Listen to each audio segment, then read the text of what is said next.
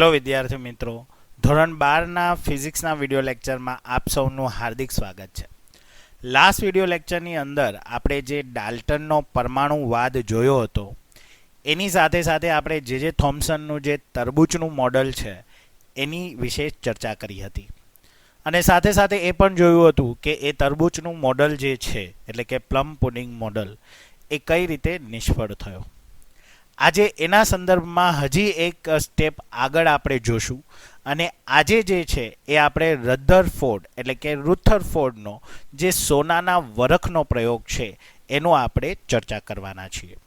સાથે સાથે આપણે એ પણ જોશું કે પ્રકાશનું પ્રકિરણની ઘટના જે છે એ કઈ રીતે થાય.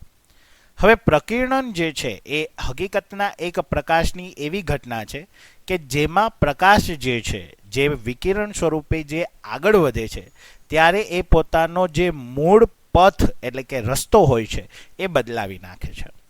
અને આ પ્રમાણે એક જ માધ્યમમાં હોવા છતાં જ્યારે પ્રકાશ છે એ પોતાનો માર્ગ બદલે છે તો આ પ્રોસેસને પ્રકાશનું પ્રકિર્ણન કહેવાય છે.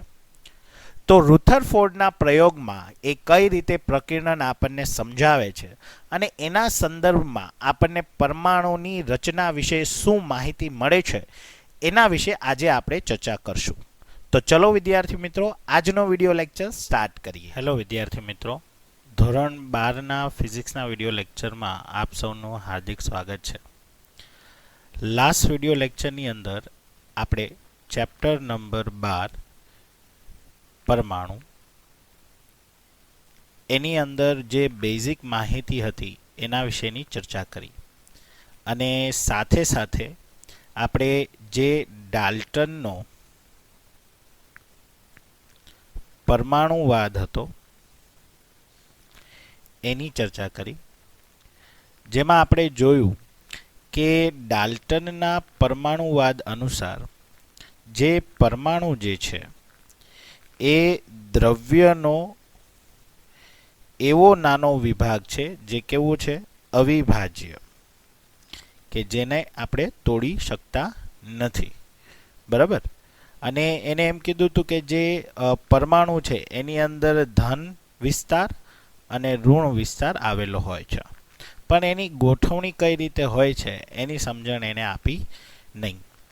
ત્યારબાદ આ પરમાણુવાદના આધારે જે થોમ્સન નામના જે વૈજ્ઞાનિક હતા એને આપણને તરબૂચ મોડલ સમજાયું. બરાબર, કે કઈ રીતે જે છે એ ધન વિસ્તારની અંદર ઋણ જે છે એ જે કણ છે એ જે રીતે તરબૂચમાં કાળા બી હોય એ ખૂંચેલા હોય છે એ રીતે જે છે એ દ્રવ્યની અંદર ધન જે વિસ્તાર છે એની અંદર ઋણ જે વિદ્યુત ભાર છે એ કેવો હોય છે, ખૂંચેલો હોય છે. તો આ થિયરીના બેઝ ઉપર જે થોમ્સને જે છે એ આપણને તરબૂચ મોડલ જે છે એ આપેલું હતું. પણ જે અમુક પ્રશ્નો છે, જેમ કે જો અગર ઋણ અને ધન આયન સ્થિર હોય તો સ્થિર પદાર્થને ઉર્જા આપવાની જરૂર પડે નહીં. તો પછી આપણે જ્યારે પણ દ્રવ્યને તોડીએ છીએ ત્યારે એને ઉર્જા આપવી પડે છે. તો આ જે પ્રશ્ન છે એનો જવાબ જે છે એ આપણને જે થોમ્સનના તરબૂચ મોડલમાંથી મળી શક્યો નહીં અને આ માટે થઈને જે થોમ્સનનો જે તરબૂચનો મોડલનો જે પ્રયોગ હતો એ નિષ્ફળ ગયો. પણ સંપૂર્ણ રીતે આ પ્રયોગ છે એ નિષ્ફળ ના ગયો, કારણ કે જે થોમ્સને આપણને E/mનો જે ગુણોત્તર છે બરાબર એ આપ્યો, જ્યાં એમને કીધું કે જે E છે એ શું છે, ઇલેક્ટ્રોન છે જે ઋણ મૂલ્ય ધરાવે છે અને એનું જે મૂલ્યનું અવલોકન છે એ એના પ્રયોગો દ્વારા એમને આપણને જણાવ્યું કે ભાઈ E બરાબર -1.6 × 10⁻⁻19 કુલમ. ઓકે, તો આ જે પ્રયોગ હતો એ નિષ્ફળ ગયા પછી આજે આપણે એનો પછીનો એટલે કે સેકન્ડ પ્રયોગ જે છે એની આપણે ચર્ચા કરવાના છીએ. તો જે થોમ્સન છે એના બાદ જે છે એ વૈજ્ઞાનિક આવે છે રધરફોર્ડ. ઘણી વખત તમે એને રુથરફોર્ડ પણ કહેતા હોવ છો, બરાબર છે. પ્રોનાઉન્સિએશન એટલું ઇમ્પોર્ટન્ટ છે નહીં. તો રુથરફોર્ડ અધરવાઇઝ રધરફોર્ડ જે છે એનો સોનાની વરખનો પ્રયોગ, બરાબર છે, એના વિશે આપણે આજે ચર્ચા કરવાના છીએ. હવે જે રધરફોર્ડ છે એમના જે છે એ બે સ્ટુડન્ટ હતા. એકનું નામ હતું ગાયગર અને માર્સડન. તો ઘણી વખત આ જે પ્રયોગ છે એ ગાયગર અને માર્સડનના પ્રયોગ તરીકે પણ ઓળખાય છે, બરાબર. પણ બેઝિકલી જે રધરફોર્ડ છે, બરાબર છે, તો એ રધરફોર્ડે જે છે એ આખો પ્રયોગ જે છે એ સમજાવેલો હતો. અને ગાયગર અને માર્સડન છે એ એના શિષ્ય હતા, એટલે કે એના સ્ટુડન્ટ હતા. તો એના કહેવા ઉપરથી એ પ્રયોગના અમુક અવલોકનો જે છે એ ગાયગર અને માર્સડન જે છે એ લે છે. તો અગર પ્રયોગની આપણે વાત કરીએ તો પ્રયોગમાં શું હતું, તો બેઝિકલી એમને બિસ્મથ 21483, હવે આપણને ખબર છે કે આ જે એલિમેન્ટ છે, અગર તમે પિરિયોડિક ટેબલ જુઓ તો આ એલિમેન્ટ જે છે એને રેડિયો એક્ટિવ એલિમેન્ટ કહેવાય, બરાબર. હવે રેડિયો એક્ટિવ એલિમેન્ટ એટલે શું થાય કે એની અંદરથી અલગ અલગ પ્રકારના જે વિકિરણો છે એનું ઉત્સર્જન થતું હોય, જેની અંદર આલ્ફા, બીટા અને ગામા આ પ્રકારના વિકિરણો જે છે એ સમાવેશ થાય છે, જેનો આપણે અભ્યાસ જે છે એ ન્યુક્લિયસના ચેપ્ટરમાં કરશું, બરાબર છે. અત્યારે માત્ર આપણે એ જોઈએ કે બિસ્મથ જે છે એ એક પ્રકારનું રેડિયો એક્ટિવ એલિમેન્ટ છે. તો એમને આ જે એક એલિમેન્ટ લીધો અને આની અંદરથી એમને આલ્ફા કણો, બરાબર, કે જે આ બિસ્મથ છે એની અંદરથી જે આલ્ફા કણો જે નીકળતા હતા એ વિકિરણો સ્વરૂપે જે છે એ નીકળતા હતા. હવે એ વિકિરણો બધી બાજુ છે એ ફેલાય એટલા માટે એમને શું કર્યું કે ભાઈ જે લીડ છે, લીડ એટલે શું થશે, શીશુ. તો આ જે શીશુ છે, બરાબર છે, એના બ્લોક્સ બનાવ્યા અને એના દ્વારા જે બિસ્મથમાંથી જે કિરણો નીકળે છે, જે આલ્ફા કણો હોય છે, એને એક બિંબ સ્વરૂપે જે સોનાની વરખ છે, એટલે કે સોનાની એક પતલી એવી પટ્ટી જે છે એના ઉપર એ શું કરે છે, એનું પ્રતાંડન કરે છે, બરાબર. પ્રતાંડન એટલે શું થશે કે આપાત કરવું. ઓકે, તો આ રીતે આપણે જે છે એ સમજી શકીએ કે સૌથી પહેલાં જે છે એ રધરફોર્ડે શું કર્યું, તો કે ભાઈ બિસ્મથ જે છે એવો એક રેડિયો એક્ટિવ એલિમેન્ટ લીધો, જેની અંદરથી આલ્ફા કણો છે એ શું કરતા હતા, ઉત્સર્જન થતા હતા.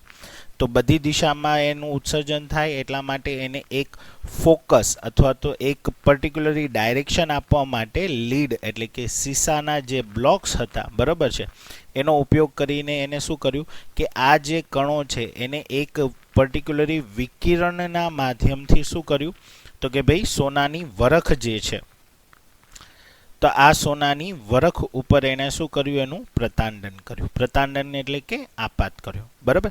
હવે બેઝિકલી આ જે વરખ છે એની જાડાઈ છે એ આપેલી છે આપણને, એ છે 2.1 ગુણ્યા 10⁻⁷ મીટર, બરાબર છે. તો આટલી જાડાઈનું એમને શું કીધું, શું લીધું હતું, તો કે ભાઈ સોનાની વરખ લીધી હતી. હવે જ્યારે આ વિકિરણ આ સોનાની વરખ ઉપર પડે છે ત્યારે એક પ્રક્રિયા થાય છે પ્રકાશની, કે જેની અંદર જે પ્રકાશ છે એ અલગ અલગ દિશામાં, જે કણો છે એ અલગ અલગ દિશામાં શું કરે છે, ફેલાય છે, બરાબર છે. તો જે અલગ અલગ દિશામાં ફેલાય છે આ પ્રોસેસને પ્રકિરણન કહેવાય, બરાબર છે. એટલે કે જે દિશામાં તમારું વિકિરણ જતું હતું એ દિશાથી એ શું કરે છે, તો કે ભાઈ ભટકી જાય છે, અથવા તો એ દિશાથી એ શું કરે છે, તો કે ભાઈ પોતાનો માર્ગ બદલી નાખે છે. તો એ માર્ગ બદલવાની પ્રોસેસને શું કહેવાય, પ્રકિરણન કહેવાય, બરાબર છે. આના વિશે આપણે હમણાં વિસ્તૃતમાં વાત કરીએ. તો જ્યારે પ્રકાશનું પ્રકિરણન થાય છે, એટલે કે જ્યારે આ જે આલ્ફા કણો છે, આ આલ્ફા કણો જ્યારે સોનાની વરખ સાથે ભટકાય છે ત્યારે શું થાય છે કે ભાઈ એની સાથે જે છે એ પ્રકાશનું પ્રકિરણની પ્રોસેસ થાય છે. હવે આ જે કણો છે જે ભટકાઈને સોનાની વરખ સાથે ભટકાય છે અને અલગ અલગ દિશામાં જાય છે, એ બધા કણોને એક ઝિંક સલ્ફાઇડ, બરાબર, આ જે સ્ક્રીન છે એ એક પ્રકારની સ્ક્રીન ઉપર એને શું કરવામાં આવે છે, ભટકાડવામાં આવે છે, બરાબર, એ જઈને ભટકાય છે. હવે જેવું એ ભટકાશે એટલે ત્યાં શું થશે, એક બ્રાઇટ સ્પોટ થશે, એટલે કે એક પ્રકાશિત ટપકું જે છે એ આપણને જોવા મળશે. બરાબર, તો આ જે પ્રોસેસ છે અથવા તો આ જે સ્ક્રીન છે કે જ્યાં આપણને એક પ્રકાશિત ટપકું જે છે એ જોવા મળે છે જ્યારે આ આલ્ફા કણો જે છે એ સોનાની વરખ સાથે ભટકાઈને જ્યારે સ્ક્રીન ઉપર છે એ આવે છે ત્યારે એ આપણને એક પ્રકાશિત ટપકા સ્વરૂપે દેખાય છે. એટલા માટે આ જે સ્ક્રીન છે એને સેન્ટિલેશન સ્ક્રીન કહેવાય. બરાબર, સેન્ટિલેશન એટલે શું થાય તો કે ભાઈ જનરલી જ્યારે કોઈ કણ જે છે એ કોઈ સ્ક્રીન ઉપર ભટકાય અને એ ભટકાય છે ત્યારે એ એક પ્રકાશિત ટપકા સ્વરૂપે આપણને દેખાય, તો એ પ્રોસેસને સેન્ટિલેશન કહેવાય અને જે સ્ક્રીન ઉપર થાય એને સેન્ટિલેશન સ્ક્રીન કહેવાય. બરાબર, આપણા કિસ્સામાં આ સેન્ટિલેશન સ્ક્રીન છે એ શેની બનેલી છે તો કે ઝિંક સલ્ફાઇડની બનેલી છે. ઓકે, હવે જ્યારે આ કણો છે એ જ્યારે આ સ્ક્રીન ઉપર એટલે કે સેન્ટિલેશન સ્ક્રીન ઉપર ભટકાય છે ત્યારે એક જે માઇક્રોસ્કોપ ડિટેક્ટર છે એ માઇક્રોસ્કોપ ડિટેક્ટર દ્વારા એનું અવલોકન કરવામાં આવે છે. માઇક્રોસ્કોપ ડિટેક્ટર,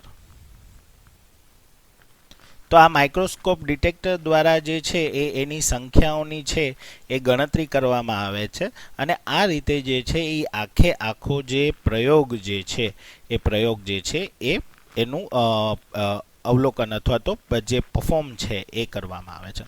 અગેન એક વખત આપણે જોઈ લઈએ કે ભાઈ રધરફોર્ડે સોનાની વરખનો પ્રયોગ જે છે એ આપણને સમજાવેલો હતો, જેની અંદર એના બે સ્ટુડન્ટ એટલે કે ગાયગર અને માસ્ડન નામના જે બે સ્ટુડન્ટ છે એને આગળ અભ્યાસ કર્યો હતો. તો હકીકતના આ રધરફોર્ડના જે સોનાનો વરખ છે એના પ્રયોગમાં હતું શું તો કે એમને શું કર્યું હતું તો કે ભાઈ બિસ્મથ નામનો એક રેડિયો એક્ટિવ તત્વ લીધો હતો જેની અંદરથી આલ્ફા કણોનું શું થતું હતું, ઉત્સર્જન થતું હતું. હવે આ આલ્ફા કણો જે છે એ વિકિરણ સ્વરૂપે હોય એટલા માટે બધી જગ્યાએ શું થાય, ફેલાય. તો એ બધી જગ્યાએ ન ફેલાય અને એને એક બિંબ સ્વરૂપ આપવામાં આવે, એક કિરણ સ્વરૂપ આપવા માટે એમને શું કર્યું તો કે ભાઈ એની આજુબાજુ લીડના બ્લોક્સ મૂકી દીધા, જેથી કરીને જે વિકિરણ ફેલાતો હતો એ હવે એક કિરણ સ્વરૂપે શું થશે તો કે ભાઈ જે સોનાની વરખ છે, બરાબર છે, એ સોનાની વરખ એટલે એક સોનાની પ્લેટ, તો એની ઉપર એને પ્રતાંડન એટલે કે આપાત કરવામાં આવ્યું. હવે આ જે સોનાની વરખ છે એની જાડાઈ છે 2.1 × 10⁻⁷ જે છે એ મીટર લેવામાં આવે છે અને એને અવલોકન જ્યારે કરવામાં આવે છે ત્યારે ખ્યાલ આવે છે કે જે વિકિરણ જે છે અથવા તો જે કિરણ જે છે એ કિરણ પુંજ જે છે એ બધી અલગ અલગ દિશાઓમાં શું થાય છે, જાય છે. અને આથી એ જે ઝિંક સલ્ફાઇડ નામની જે સેન્ટિલેશન સ્ક્રીન છે એની ઉપર જઈને એ ભટકાય છે અને જ્યારે એ ભટકાય છે ત્યારે ત્યાં એક પ્રકાશિત ટપકું જે છે એ આપણને જોવા મળે છે. અને આ પ્રકાશિત ટપકું જ્યારે થાય ત્યારે માઇક્રોસ્કોપ ડિટેક્ટર છે એ એને ડિટેક્ટ કરે છે અને એની જે સંખ્યા છે એ ગણવામાં આવે છે.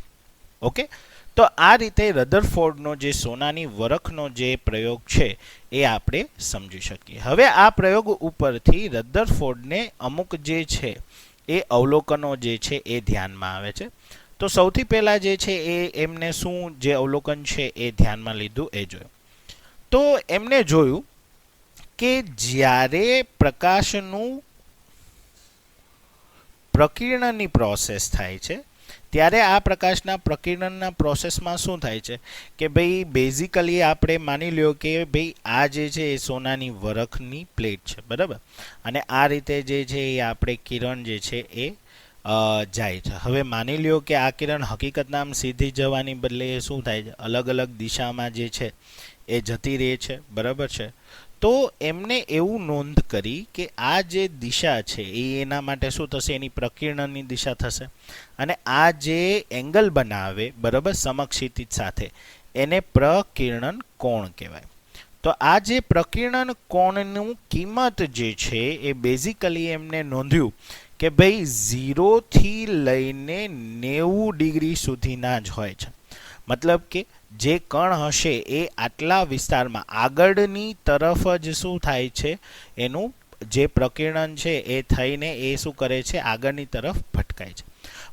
અમુક એવા બહુ ઓછા કણો છે જે પાછળની તરફ આવે છે.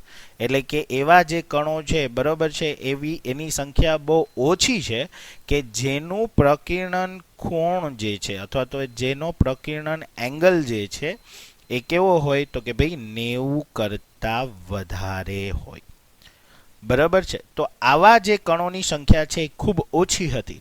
એટલે કે કેટલી ઓછી, તો બેઝિકલી એમને અવલોકન લીધું કે ભાઈ 8000 જ્યારે કણો આપણે આપાત કરીએ તો એમાંથી માત્ર એક કણ જે હશે એનો જે એંગલ હશે એ કેવો હશે કે ભાઈ જે એંગલ હશે એ 90 કરતાં વધુ હોય. એવા કણોની સંખ્યા એમને ખૂબ જ ઓછી મળી. તો આના સંદર્ભે એમને એક ગ્રાફ આપણને આપેલો છે કે જે આપણે સમજી શકીએ કે એમને શું કર્યું કે ભાઈ જે એક્સ એક્સિસ અને જે વાય એક્સિસ જે છે, બરાબર, આ આપણું એક્સ એક્સિસ થઈ ગયું, આ આપણું વાય એક્સિસ થઈ ગયું.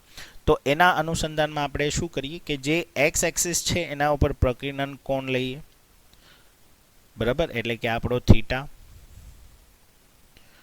ઓકે. અને જે વાય એક્સિસ છે એના ઉપર અગર જે છે એ આપણે કણોની સંખ્યા લઈએ. ઓકે. તો આ રીતે આપણે પ્રકિર્ણન કોણ અને જે કણોની સંખ્યા છે એના વચ્ચેની અગર વાત કરીએ તો માની લ્યો કે પેલા કણોની સંખ્યા 10 લઈએ, બરાબર છે. ત્યારબાદ અગર આપણે 10ની 2 ઘાત કરીએ, 10ની 3 ઘાત કરીએ, 10ની 4 ઘાત કરીએ, 10ની 5 ઘાત કરીએ, 10ની 6 ઘાત કરીએ, બરાબર છે. તો એવી રીતે શરૂઆતમાં જે કણોની સંખ્યા હશે એ ખૂબ વધારે હોય, બરાબર છે.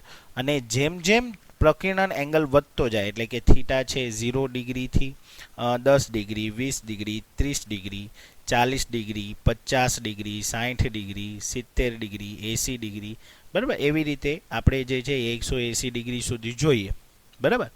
તો એને જે ગ્રાફ છે એ અવલોકનો જે છે એ આ રીતે મળે છે, બરાબર. સેમ જે ગ્રાફ છે એ ગાયગર અને માસ્ડર્ન જે છે એના સ્ટુડન્ટને પણ મળે છે. તો એના સ્ટુડન્ટ જે છે એ અવલોકનો જ્યારે નોંધ કરે છે તો એ અવલોકનો જે છે એ રધરફોર્ડના પ્રયોગથી એકદમ શું થાય છે, મેચ થાય છે, બરાબર. તો આ જે આપણે બિંદુ દ્વારા દર્શાવ્યા છે એ ગાયગર અને માસ્ડર્ન જે છે, બરાબર છે. તો એ ગાયગર અને માસ્ડર્નના પ્રયોગોનું જે છે એ વર્ગીકરણ છે અને જે સ્ટ્રેટ લાઇન છે, બરાબર છે, એ આપણા માટે શું થશે, રધરફોર્ડ જે છે એના પ્રયોગનું શું થાય છે, પરિણામ થાય છે. તો આ રીતે બંને પ્રયોગો જે છે એ બરાબર છે એ આપણને એક જ પરિણામ સૂચવે છે કે જ્યારે આપણે કોઈ સોનાના વરખ ઉપર જ્યારે કણોનું પ્રતાંડન કરીએ, આલ્ફા કણોનું પ્રતાંડન કરીએ ત્યારે જે છે એ એનું પ્રકિર્ણન થાય છે. અને આના સંદર્ભમાં આપણને રધરફોર્ડ છે એ અમુક જે વાત છે એ સમજાવે છે. તો સૌથી પહેલાં તો આપણે એ સમજી લઈએ કે હકીકતના પ્રકિર્ણન છે એ થાય શું, બરાબર છે, અને કઈ રીતે પ્રોસિજર થતી હોય. તો જે પ્રકિર્ણન છે એના સંદર્ભમાં અગર વાત કરીએ તો જે રધરફોર્ડે સોનાની વરખ લીધી હતી તો એની અંદર માની લ્યો એમને એમ કીધું હતું કે ભાઈ માની લ્યો કે આ જે છે એ સોનાના કણો છે, બરાબર. સોનાના જે પરમાણુ હશે એ પરમાણુઓ જે છે એ આ રીતે ગોઠવાયેલા છે, બરાબર. હવે અહીંયાથી છે એ આપણે શું કરીએ છીએ, આલ્ફા વિકિરણ જે છે એ આપાત કરીએ છીએ, બરાબર છે. આ જે છે એ આલ્ફા વિકિરણ છે ફોર એક્ઝામ્પલ. હવે આલ્ફા વિકિરણ જે છે એના માટે અગર આપણે એક વાત ધ્યાનમાં રાખીએ તો આલ્ફા વિકિરણ છે એ બીજું કંઈ જ નથી પરંતુ શું છે? હિલિયમ છે. શું છે? હિલિયમ. એટલે કે એની અંદર જે છે એ 2 ઇલેક્ટ્રોન અને શું હશે? 2 પ્રોટોન હશે. બરાબર. પણ બેઝિકલી આપણે એને એઝ અ પોઝિટિવ વિકિરણ જ આપણે શું કરીએ છીએ? જોઈએ છીએ. ઓકે. તો જ્યારે આ આલ્ફા કણો છે અથવા તો આલ્ફા વિકિરણ છે એને જ્યારે આ સોનાના વરખ ઉપર પ્રતાંડન કરીએ છીએ ત્યારે શું થાય છે? તો કે એક અમુક અંતર સુધી જઈને જે વિકિરણ હશે એ અલગ અલગ દિશામાં શું કરે છે? આ રીતે વહેંચાઈ જાય છે. ઓકે. આ રીતે જે છે એ કિરણો છે એ ફેલાઈ જાય છે. બરાબર છે. એટલે કે પોતાનો એ શું કરે છે? માર્ગ બદલાવી નાખે છે. તો આવું થવાની પાછળનું જે કારણ છે એ આપણને રધરફોર્ડ જે છે એ આ રીતે સમજાવે છે કે ભાઈ માની લ્યો કે અહીંયા જે છે તો પરમાણુ જે છે એનો અમુક એવો વિસ્તાર હશે કે જ્યાં પરમાણુનું જે કુલ દળ હશે એ કેવું હશે? સમાયેલું હશે. એટલે કે જે દ્રવ્ય છે એની અંદર જે પરમાણુ છે એ પરમાણુનું કુલ દળ જે છે બરાબર એ આ જગ્યાએ શું થયેલું હશે? તો કે ભાઈ કેન્દ્રિત થયેલો હશે. બરાબર છે. કે એ જે દળ હશે એ દ્રવ્યના અથવા તો પરમાણુ જે છે એના અમુક જગ્યાએ શું થયેલો હશે? કેન્દ્રિત થયેલો હશે. અને આ જે કેન્દ્રિત થયેલો વિભાગ જે છે બરાબર આ કેન્દ્રિત થયેલો ભાગ છે જે હશે એ પોતે શું હશે? ધન હશે. તો કે આવું કેમ ખબર પડી? તો કે જ્યારે આપણે આલ્ફા કણો જે છે એનું પ્રતાંડન કરીએ છીએ, આલ્ફા કણ જે છે એ જ્યારે આપણે પરમાણુ ઉપર જે છે એ આપાત કરીએ છીએ. હવે આલ્ફા જે છે એ પોતે શું છે? તો કે ભાઈ +2 ઇલેક્ટ્રોન પોતે શું છે? ધન વિદ્યુત ભાર છે. હવે એ માની લ્યો કે અહીંયાથી એ શું કરે છે? આ રીતે પોતાની દિશા છે એ શું કરે છે? બદલાવે છે. તો આ પોતાની દિશા ક્યારે બદલાવે? તમે વિચારો જોઈએ કે જ્યારે પોઝિટિવ વચ્ચે શું થાય? આપણને ખબર છે કે ભાઈ સ્થિત વિદ્યુત શાસ્ત્ર જે છે એ સ્થિત વિદ્યુત શાસ્ત્રની અંદર આપણે સ્ટડી કરી ગયા છે કે ભાઈ જ્યારે સમાન વિદ્યુત ભાર હશે ત્યારે બંને વચ્ચે શું થાય? અપાકર્ષણ થાય. અને આ અપાકર્ષણના હિસાબે જે આલ્ફા કણ છે અથવા તો જે આલ્ફા વિકિરણ છે એ પોતાનો શું કરે છે? પોતાનો માર્ગ છે એ બદલાવી નાખે છે. અને આ રીતે આપણને જે રધરફોર્ડ છે એ જે વિસ્તાર કે જ્યાં પરમાણુનું કુલ દળ છે એ કેન્દ્રિત થયેલો હોય અને જેનો વિદ્યુત ભાર છે એ ધન હોય આવા વિસ્તારને શું કહેવાય? તો કે ભાઈ પરમાણુનું ન્યુક્લિયસ કહેવાય. બરાબર. અને આ રીતે જે રધરફોર્ડ છે એ આપણને સૌથી પહેલા ન્યુક્લિયસની વ્યાખ્યા આપે છે. બરાબર. તો બેઝિકલી જે છે એ પરમાણુનું કેન્દ્ર છે એ આપણે કોને ગણીએ છીએ? ન્યુક્લિયસને ગણીએ છીએ જેનો વિદ્યુત ભાર છે એ પોઝિટિવ હોય છે. બરાબર છે. અને જેની અંદર પરમાણુનું જે કુલ દળ છે એ સમાવિત થયેલું હોય છે. સાથે સાથે એમને એમના પ્રયોગો ઉપરથી આપણને એ પણ જણાવ્યું કે ભાઈ બેઝિકલી જે છે એ પરમાણુનું જે પરિમાણ છે બરાબર એનો જે વિસ્તાર છે બરાબર તો એ પરિમાણ જે છે એ બેઝિકલી 10⁻15 થી લઈને 10⁻14 સુધીની હોય છે. બરાબર. એટલે આ 10⁻15 એટલે શું થશે? ફેમ્ટોમીટર થશે. બરાબર. અને આ 10⁻14 છે એ એની નજીકની વેલ્યુ થાય. તો આટલા જે પરિમાણની અંદર જે છે એ આપણો શું રહેલો હોય છે? પરમાણુનું જે ન્યુક્લિયસ છે બરાબર એ વિસ્તાર થયેલો હોય છે. અને આ રીતે રધરફોર્ડ જે છે એ આપણને શું સમજાવે છે આ પ્રયોગ દ્વારા? કે જે રીતે આપણે પરમાણુ જે છે અથવા તો દ્રવ્યનો નાનામાં નાનો ભાગ જે પરમાણુ છે એ હકીકતના એની અંદર જે ધન વિસ્તાર હશે એ કેન્દ્રિત થયેલો હશે અને પરમાણુનું કુલ દળ જે છે એ એની અંદર જે છે એ સમાવિત થયેલો હશે. સાથે સાથે એમને આપણને એ વાત કીધી કે જે રીતે પરમાણુનું જે કેન્દ્ર છે એ પોઝિટિવ વિસ્તાર અથવા તો એ પોઝિટિવ વિદ્યુત ભાર ધરાવે છે, તો જે નેગેટિવ એટલે કે જે ઇલેક્ટ્રોન હશે એ એની આજુબાજુ છે એ શું કરતો હશે? ભ્રમણ કરતો હશે. જે રીતે સૂર્ય જે છે એની આજુબાજુ પૃથ્વી છે એ ભ્રમણ કરે છે, એવી રીતે જે ધન વિદ્યુત ભાર છે, ધન વિદ્યુત ભારિત વિસ્તાર છે, એટલે કે જે ન્યુક્લિયસ છે, એ ન્યુક્લિયસની આસપાસ જે છે એ ઇલેક્ટ્રોન શું કરતો હશે? ગતિ કરતો હશે. બરાબર. તો આ જે ગતિ છે એ મે બી વર્તુળાકારે હોઈ શકે. બરાબર. તો આ જે સંદર્ભમાં રધરફોર્ડે માત્ર આપણને એટલી જ માહિતી આપી હતી કે જે ન્યુક્લિયસ છે જે પોતે ધન વિસ્તાર ધરાવે છે એની આજુબાજુ ઇલેક્ટ્રોન છે એ શું કરે છે? ભ્રમણ કરે છે. ઓકે. અને આ રીતે જે છે એ સોનાના વરખના માધ્યમથી અથવા તો સોનાના વરખના પ્રયોગના માધ્યમથી આપણને જે છે એ રધરફોર્ડ જે છે એ પરમાણુનું જે રચના છે એમાં એક સ્ટેપ છે એ આપણને સમજાવે છે. સાથે સાથે એમને પ્રકીર્ણનની હજી પણ અમુક જે બાબતો છે એ આપણને સ્પષ્ટ કરે છે. હવે બેઝિકલી જે પ્રકીર્ણનનો ટોપિક છે એ એક્ઝામ પોઈન્ટ ઓફ વ્યૂ જે છે એ આપણા માટે ખૂબ મહત્વનો છે. હવે જે પ્રકીર્ણન છે, હવે જેમ આપણે સમજાતા કે ભાઈ માની લ્યો કે આ જે છે એ પરમાણુ જે છે સોનાના વરખ ની અંદર જે સોનાના પરમાણુ છે, માની લ્યો એ આ રીતે જે છે એ ગોઠવાયેલા હોય છે. બરાબર. તો જે કેન્દ્ર છે એમાંથી માની લ્યો કે એક સમક્ષિતિજ રેખા જે છે એ પસાર થાય છે. ઓકે. બધાના કેન્દ્રમાંથી ફોર એક્ઝામ્પલ.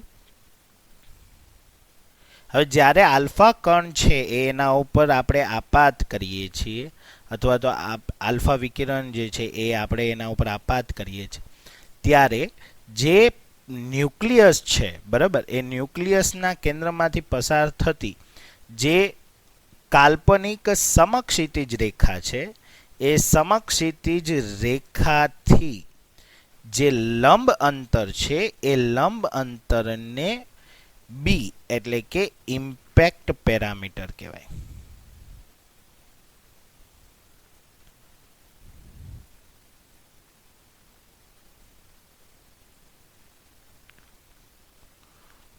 બરાબર. હવે ઇમ્પેક્ટ પેરામીટર જે છે એ એનું જે ગુજરાતી નામ છે એ સંઘાત પ્રચલન છે. બરાબર. એકદમ સિમ્પલ છે કે ભાઈ જે આપણે ન્યુક્લિયસ છે, પરમાણુનું જે કેન્દ્ર છે, બરાબર, એના કેન્દ્રમાંથી પસાર થતી સમક્ષિતિજ રેખા જે છે એનાથી લંબ અંતરમાં જ્યારે આપણે આલ્ફા વિકિરણ જે છે એ પ્રતાંડન કરીએ છીએ તો એ લંબ અંતરને ઇમ્પેક્ટ પેરામીટર કહેવાય, જેને બી એટલે કે બી દ્વારા દર્શાવાય છે. બરાબર. ઇમ્પેક્ટ પેરામીટરનું ગુજરાતી નામ શું છે? તો કે ભાઈ સંઘાત પ્રચલન. હવે તમે વિચારો કે જો આ બીનું મૂલ્ય 0 હોય, બરાબર, હવે આ બીનું મૂલ્ય 0 નો મતલબ શું થશે? કે જે વિકિરણ છે એ જે ઉપરની તરફ જાય છે એની બદલે એક્ઝેક્ટ ક્યાં છે? તો કે એના કેન્દ્ર ઉપર. બરાબર. તો અહીંયા એક્ઝેક્ટ એના કેન્દ્ર પર જઈને શું થશે? ભટકાશે. પણ એકચ્યુઅલી એવું ન થાય. બરાબર છે. એ અહીંયા ક્યાંક ઊભું રહી જશે. એ આપણે હમણાં ચર્ચા કરીએ. તો એ જ્યારે અહીંયા કેન્દ્રની એક્ઝેક્ટ સામ જે છે એ જઈને શું કરે? સંઘાત કરે. તો એ પ્રકારના સંઘાતને હેડ ઓન કોલિઝન કહેવાય. બરાબર. તો હેડ ઓન કોલિઝન એટલે શું થશે? હેડ ઓન સંઘાત. હેડ ઓન સંઘાત એટલે શું? કે જ્યારે બે કણ છે એ સામસામે એક્ઝેક્ટ સામસામે આપણે ભટકાડીએ તો એ પ્રકારના સંઘાતને હેડ ઓન સંઘાત કહેવાય. બરાબર. તો જ્યારે કોઈ પણ પરમાણુ છે એનું જે કેન્દ્ર છે એમાં એક્ઝેક્ટ જ્યારે બી જે છે એ શૂન્ય થાય ત્યારે એને આપણે શું કહેશું તો કે ભાઈ હેડ ઓન કોલિઝન કહેશું. અને હેડ ઓન કોલિઝન દરમિયાન જે છે એ બેઝિકલી શું થશે તો કે જે પરમાણુ જે આલ્ફા વિકિરણ છે એ પરમાણુના કેન્દ્ર તરફ જશે એક્ઝેક્ટલી. બરાબર. પણ અહીંયા શું થાય તો કે જ્યારે આવું થાય એટલે કે માની લ્યો કે આ જે પરમાણુનું કેન્દ્ર છે બરાબર. હવે આ પરમાણુનું કેન્દ્ર ફોર એક્ઝામ્પલ આ રીતે વિસ્તરેલું છે. હવે અહીંયાથી આપણે આલ્ફા કણ છે એ આપીએ. તમે વિચારો છો હવે આ આલ્ફા કણ છે એ પોતે શું છે તો કે ભાઈ +2 ઇલેક્ટ્રોન છે એની પાસે. બરાબર છે. અને અહીંયા જે છે એ સોનાની વરખ છે. હવે સોનાની વરખ માટે એની અંદર જે છે એ કેટલા પોઝિટિવ જે કણ છે એ રહેલા છે તો એ શોધવા માટે તમારે શું કરવું પડશે તો કે ZE. હવે અહીંયા Z છે એ શું છે તો કે ભાઈ પરમાણુ ક્રમાંક છે. બરાબર. તો આ પરમાણુ ક્રમાંક જેટલા એની અંદર શું હશે પોઝિટિવ જે કણ હશે એ હશે. હવે તમે વિચારો કે જ્યારે હેડ ઓન કોલિઝન થતું હશે ત્યારે આ પણ પોઝિટિવ છે આ પણ પોઝિટિવ છે. બરાબર. તો આ જ્યારે પોઝિટિવ વચ્ચે શું થશે અપાકર્ષણ થશે. તો એ અમુક અંતર સુધી થાય મતલબ કે આ અમુક અંતરે આવીને પછી શું કરશે તો કે ભાઈ વિકિરણ જે છે એનું પ્રકિર્ણન જે છે એ થશે. બરાબર. તો જે અંતર ઉપર એનું પ્રકિર્ણન જે છે એ શરૂ થાય એટલે કે જે અંતરે આવીને એ પોતાનો એંગલ છે એ બનાવી લે પોતાનો જે માર્ગ છે એ બદલાવી નાખે તો એ જે અંતર છે એ અંતરને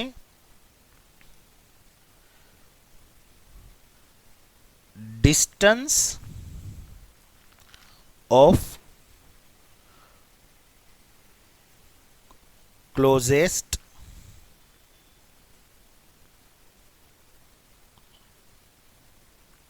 એપ્રોચ. બરાબર. તો આ રીતે ડિસ્ટન્સ ઓફ ક્લોઝેસ્ટ એપ્રોચ છે એ કહેવાય છે. બરાબર છે કે જે લઘુત્તમ અંતર ઉપર તમારો જે આલ્ફા કણ છે એ પ્રકિર્ણનની શરૂઆત કરે એ લઘુત્તમ અંતરને શું કહેવાય ક્લોઝેસ્ટ એપ્રોચ ઓફ ડિસ્ટન્સ અથવા તો ડિસ્ટન્સ ઓફ ક્લોઝેસ્ટ એપ્રોચ. બરાબર. હવે ઘણી વખત શું થાય તમે વિચારો કે જ્યારે કોઈ પદાર્થ છે એ પોતાનો માર્ગ બદલશે મતલબ કે આ બિંદુ પાસે જે કણ હશે એની ઉર્જા અને જે પરમાણુ છે જે ન્યુક્લિયસ છે એનો વિસ્તાર જે છે એની ઉર્જા આ બિંદુ પાસે કેવી હશે સમાન હશે. તો આ બિંદુ પાસે અગર આપણે એની ઉર્જાને કમ્પેર કરીએ તો માની લ્યો કે જે આપણને આલ્ફા વિકિરણ જે છે એની ઉર્જા જે છે એ આપણે ઇલેક્ટ્રિક વોલ્ટમાં લઈએ. બરાબર છે. તો ઇલેક્ટ્રિક વોલ્ટમાં આપણે એને કેલ્ક્યુલેશન કરીએ તો electric volt is equal to હવે જો બંને જે છે એ વિદ્યુત ભાર છે તો બંને વિદ્યુત ભાર દ્વારા જે ઉર્જા મળશે બરાબર છે એ આપણે સેકન્ડ ચેપ્ટરમાં જોઈ ગયા હતા. તો વિદ્યુત ભાર દ્વારા જે સ્થિતિ ઉર્જા મળશે એ કેટલી મળશે તો કે ભાઈ K Q1 Q2 upon R. બરાબર. જ્યાં R છે એ આપણો ક્લોઝેસ્ટ એપ્રોચ ઓફ ડિસ્ટન્સ છે ઓર ડિસ્ટન્સ ઓફ ક્લોઝેસ્ટ એપ્રોચ છે એટલા માટે એને આપણે કેપિટલ D દ્વારા પણ દર્શાવીએ. તો EV electric volt is equal to K. હવે અહીંયા Q1 તરીકે જે છે એ આપણે આલ્ફા કણ લઈએ તો આલ્ફા કણનો જે વિદ્યુત ભાર છે એ શું છે +2 ઇલેક્ટ્રિક વોલ્ટ અથવા તો +2 ઇલેક્ટ્રોન. બરાબર. અને જ્યારે તમે સોનાની વરખ લ્યો છો તો સોનાની વરખ માટે જે પરમાણુ ક્રમાંક હશે એ 79 થઈ જાય. બરાબર. અહીંયા આપણે જનરલ વાત કરીએ છીએ એટલે આપણે Z લઈને ગણીએ. તો જેટલા જે પોઝિટિવ હશે પરમાણુ જે પોઝિટિવ કણો હશે એને દર્શાવવા માટે અગર હું Z જે છે એ દર્શાવું તો અહીંયા જે Q2 છે એ તમારા માટે શું થઈ જશે તો કે ભાઈ ZE થઈ જશે. બરાબર. અને અપોન D. તો ઘણી વખત જે છે એ આના MCQ જે છે એ ગુજકેટમાં પૂછાય છે. મોસ્ટ IMP ટોપિક છે. બરાબર. ગુજકેટ માટે તો જે 1 માર્ક્સના MCQ છે એમાં જે છે એ તમને આ પ્રકારના જે છે એ ક્વેશ્ચન પૂછાઈ શકે છે. બરાબર. હવે આમાં મારે અગર ક્લોઝેસ્ટ એપ્રોચ ઓફ ડિસ્ટન્સ ગોતવો હોય તો ડી ને કરતા બનાવી દો, બરાબર છે. એટલે શું થઈ જશે કે ભાઈ કે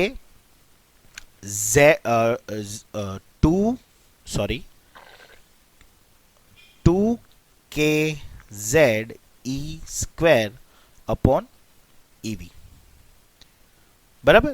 તો આ ફોર્મ્યુલાની મદદથી આપણે ક્લોઝેસ્ટ ડિસ્ટન્સ અથવા તો જે નજીકમાં નજીકનું જે અંતર હશે કે જ્યાં તમારું પ્રકીર્ણન જે છે એ શરૂઆત થશે, તો એ જે અંતર છે એ આપણે આ ફોર્મ્યુલાની મદદથી છે એ ગોતી શકીએ છીએ, બરાબર.